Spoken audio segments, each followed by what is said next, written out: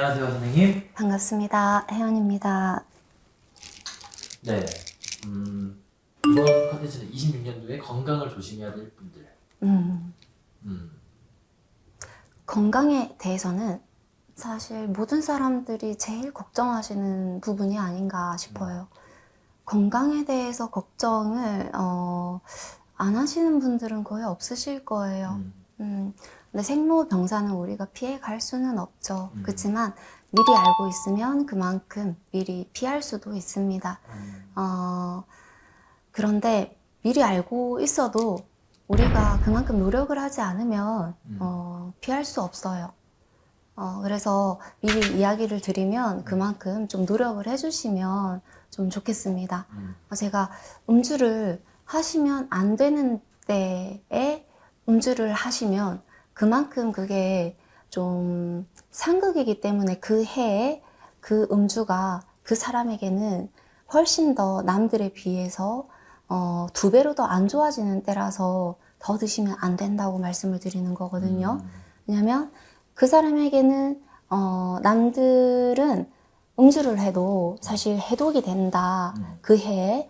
근데 그분은 음주를 하면은 그 알코올 성분이 그 몸 안에 있는 다른 물까지도 다 증발을 시켜버려서 물 안에 있는 좋은 이런 수분까지도 수의 그런 좋은 기운까지도 증발시켜버리거든요. 그러면 이제 남아있는 좋은 그런 습기까지도 없어져 버려서 결국은 내가 정말 필요한 때에 습기가 없어지니까 그게 필요한 때 그걸 못 써요. 그러면 결국은 이게 내가 딱 그 한 6월, 7월 정도에 아플 때가 있거든요. 그 아플 때에 그 습기를 끌어당겨 써야 되는데 그게 없기 때문에 결국은 이제 다른 쪽에서 꼬이기 시작하는 겁니다. 그래서 제가 이 시기에 그런 것들을 보고 이제 이 시기에 음주는 하지 마세요라고 이제 말씀을 드리는 거예요. 이거저거를 조금 보고 대략적으로 계산을 해서 말씀을 드리는 거니까 꼭 이런 부분들을 이제 너무 심각하게 고민을 하실 필요는 없지만 그냥 그래서 그렇구나 하고 그래도 좀 생각을 해주시면 그래도 내 몸 정도는 지킬 수가 있다 라고 생각을 좀 해주시면 좋겠습니다. 그래서 제가 딱 5개의 나이를 추려봤습니다. 이 병원연에는 건강을 조심해야 되는 나이가 있는데 좀 어린 나이부터 좀 들어와요. 2002년생 24살인데 뭔가 이 24살 2002년생 분들이 2025년도에는 좀 좋았거든요. 근데 2026년도에 들어가니까 엄청난 스트레스가 이렇게 직접적으로 타격을 받는 것 같아요.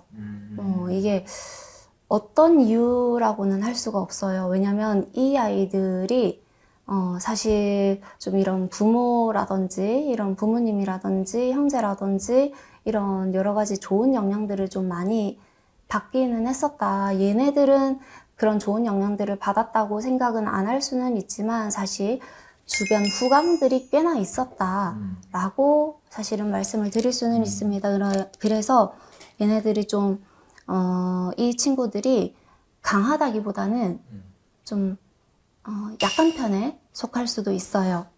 약한 편에 속할 수도 있는데 그 약한 편에 속하기 때문에 스스로를 다스리는 힘이 약해서 살짝 이런 음주라든지 좀 힘들면 다른 것에 의지를 많이 해요. 그러다 보니 밤낮의 이런 리듬이라든지 이런 것들이 좀 바뀌기도 하고요. 수면 패턴이 바뀌기도 하고 이런 여러 가지 리듬들이 생체 리듬이 다 깨져 버립니다. 그러다 보니까 전체적으로 이게 단기적이면 상관이 없는데 이게 장기화되면 될수록 굉장히 힘들어지기 시작하는 거죠. 이게 정신적으로 힘든 것들이 사실 육체적으로도 이어지는데 이 육체적으로 조복받아지면요. 이 육체가 결국은 정신을 또 지배하기 시작해요. 결국은 역순환되기 시작하는 거죠. 그럼 육체가 또 이거를 6개월, 한 7개월, 8개월 이렇게 장기화시키게 되면 결국은 이게 또 편안해지기 시작해요.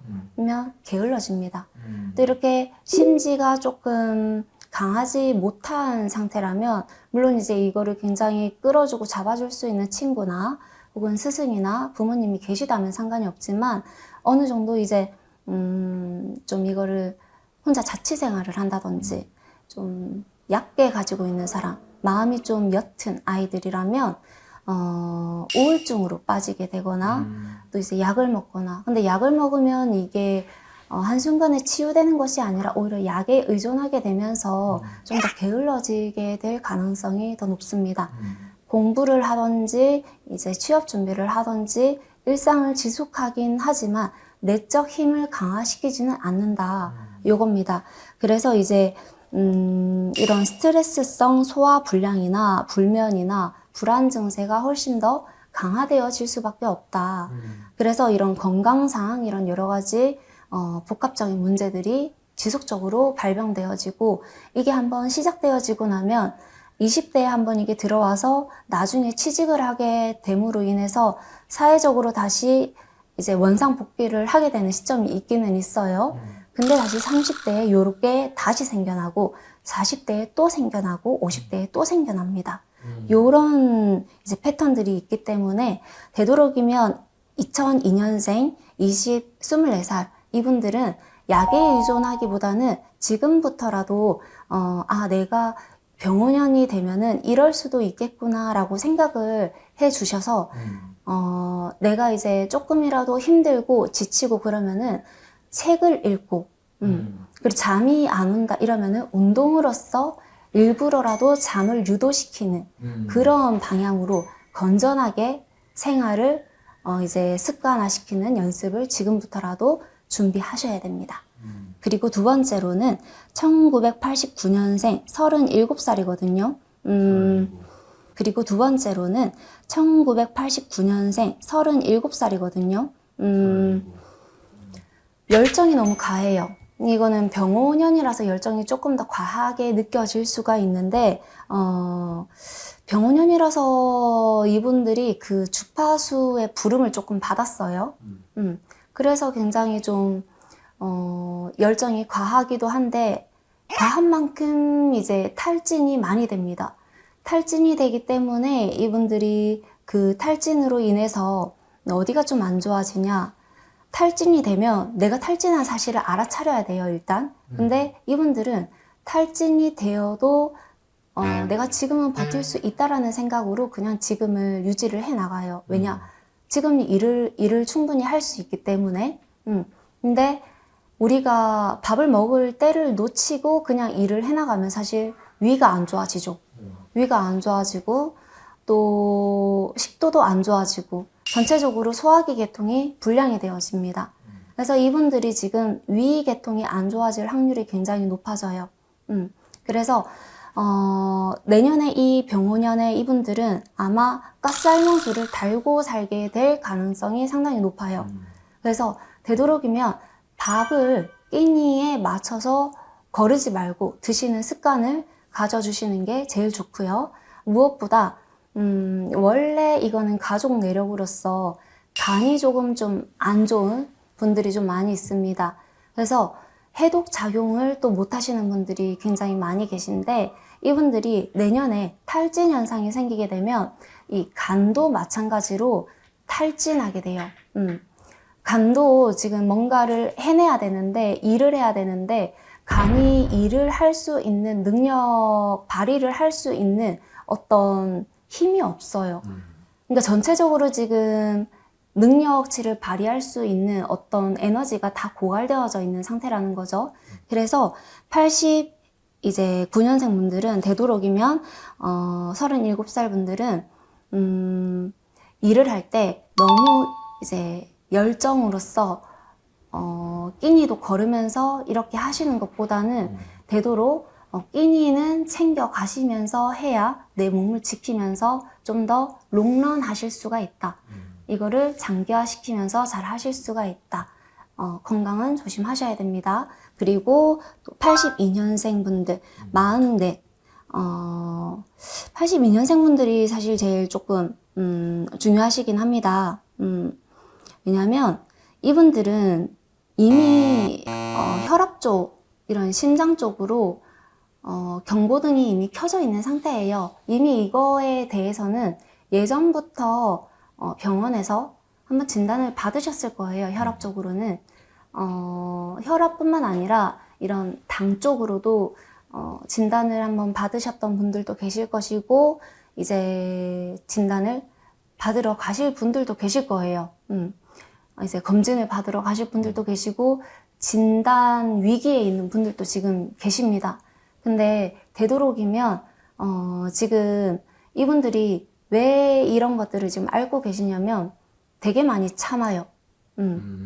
되게 많이 참는데 참지 마시고 그냥 내려놓으세요. 참는 것이 다 능사는 아니거든요. 이분들은 항상 참음으로 인해서 이거를 배출할 수가 있어야 되는데, 이 82년생분들은 원래 배출하는 능력 자체가 없어요.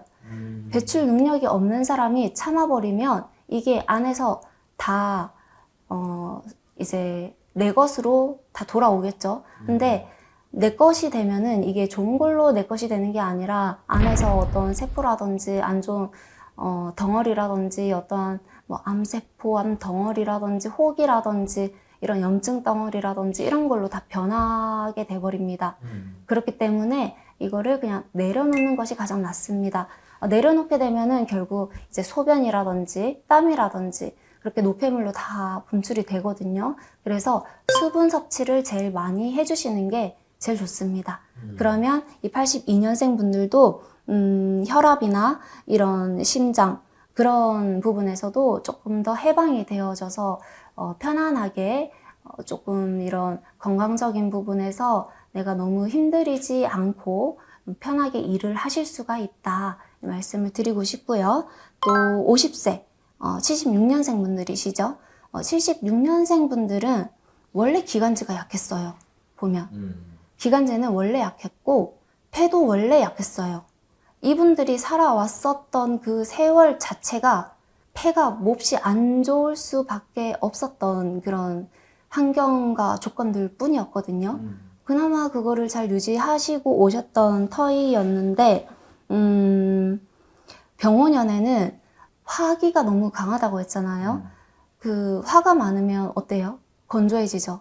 네. 아주 건조해지고 이분들은 폐가 약하기 때문에 그 또한 그 기운에 맞물려서 이분들이 이 기관지가 은근히 엄청 예민해질 수가 있습니다. 예민해질 수가 있고 또 이제 새벽에 찬 공기를 맞이하면서 기침이 굉장히 많이 날 수가 있어요.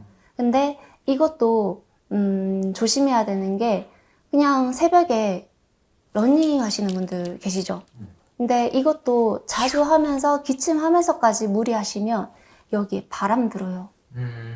바람 들고 폐에도 무리가 가고요. 문제가 생기고 굉장히 안 좋게 되어집니다. 그래서 조심하셔야 돼요. 그래서 병원에 또 갑작스럽게 입원하셔야 되는 경우가 생길 수도 있습니다. 그래서 조심하셔야 된다. 그리고 마지막으로는 이제 67년생 분들, 이제 59세이신데 아홉수에도 약간 걸리시기도 하시고요. 67년생 분들은 59세인데 전체적으로 몸의 균형이 다 무너져요. 이분들은 몸에 원래 물 기운이 조금 강하게 계시거든요. 근데 병원연의 기운이 들어오면서 물을 막 쳐내기 시작하니까 말라버리면. 그렇죠. 그러니까 이게 서로가 막 친한 친구도 아닌데 서로가 이게 쌍방으로 붙으니까 이게 균형이 싹 무너지는 거죠. 그러니까 서로가 좋은 해가 아닌 거예요. 내 몸에 맞는 온도가 아닌 해인 거죠. 그러니까 이게 균형이 무너지니까 나는 살아야 돼. 근데 얘네들은 침범을 하고 있어요.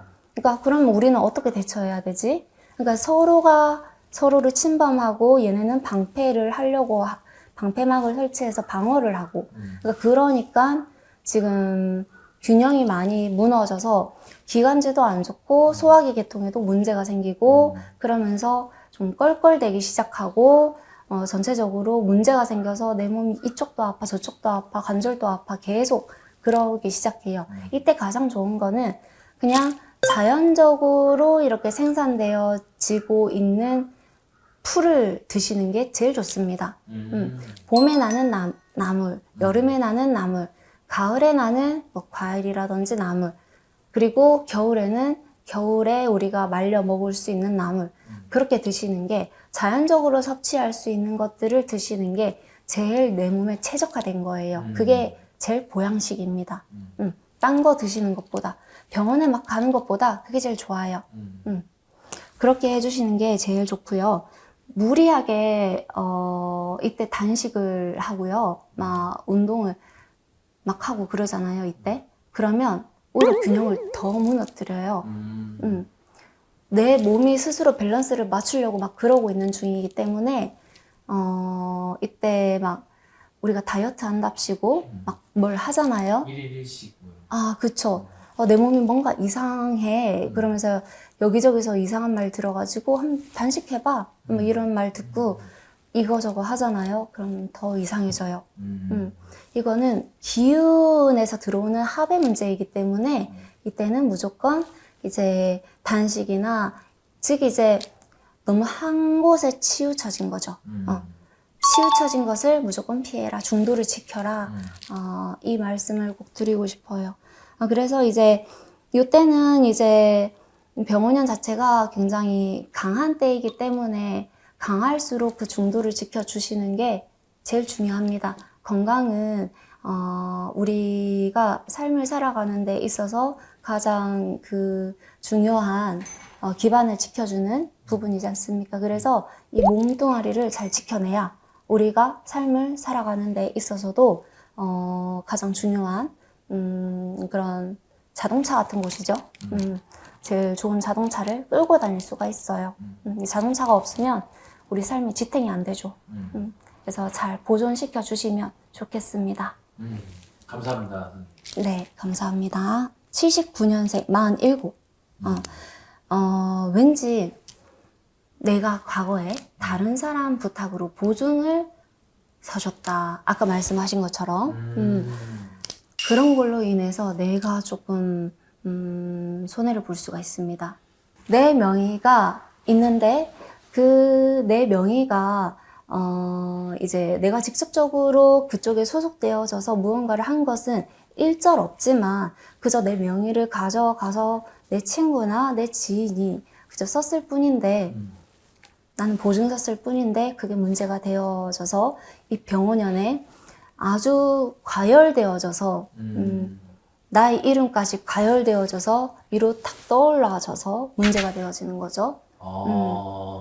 그래서 이때 문제가 딱 터지는 거예요. 굉장히 올라가겠네요.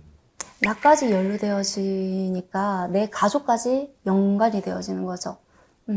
물론 지금 여기에서 관제까지 엄청 크게 걸린다라고까지는 안 보이는데 그래도 어느 선까지는 들어가기 때문에 굉장히 좀 위험하죠. 그리고 71년생 분들 마지막입니다. 55세. 이분들은 뭔가 우리가 병원연 자체가 이 화의 기운이 엄청 강하다고 했지 않습니까? 그래서 이 71년생 분들은 자기 자신에 대한 그 자만심이랄까요? 그 오만과 약간 자기 자신에 대한 그 판단 착오 그런 걸로 인해서 이 정도면 이제 내가 할 만큼 다 했다. 이 정도면 되겠지. 이 정도면 되겠지 해서 이 자식들하고 자녀들하고 이렇게 어느 정도 할 것까지 다 하고 이렇게 했는데 문제가 생겨요. 문서에 대한 문제. 결국 이제 나는 내가 해주었던 것에 대한 가치를 인정받지 못하게 되고, 그런 문서의 분쟁까지도 생기게 되고, 나는 자식들한테 욕도 먹게 되고, 그렇게 되는 거죠. 그래서 이 정도면 되겠지라고 하는 거는 반드시 해서는 안 되는 말이에요. 판단 착오가 굉장히 많이 생길 수 있는 병원연입니다. 그래서 되도록이면 이번 병원연은 나 자신을 믿지 마세요. 꿀팁이네요. 나 자신을 믿지 마세요. 이 정도면 되겠지가 아니라 이 정도까지도 부족하다. 이 정도면 한 절반 왔나? 이 정도면 절반 왔으니까 한 번 더 살펴보자 해서 살펴보고 또 살펴보시고 그러면 분명히 미스가 좀 있을 거예요. 그래서 모든 것이 완만하게 꾸려졌을 때까지 한번 두루두루 살펴보십시오. 그래야지 문서에 뭔가 착오점이 없을 겁니다. 원래 착오점이 없는 문서인데 본인의 이런 판단 미스로 인해서 착오점을 스스로가 만들어낸 것이거든요.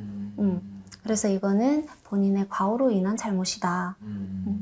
그렇기 때문에 이렇게 문서로 인해서 스스로의 명예를 또 잃게 되고 스스로의 이런 손실, 이 모든 것들을 잃을 수도 있는 나이에 대해서 이렇게 5 나이에 대해서 말씀을 드렸습니다. 조심하시면 되게 좀 도움이 될 것 같습니다.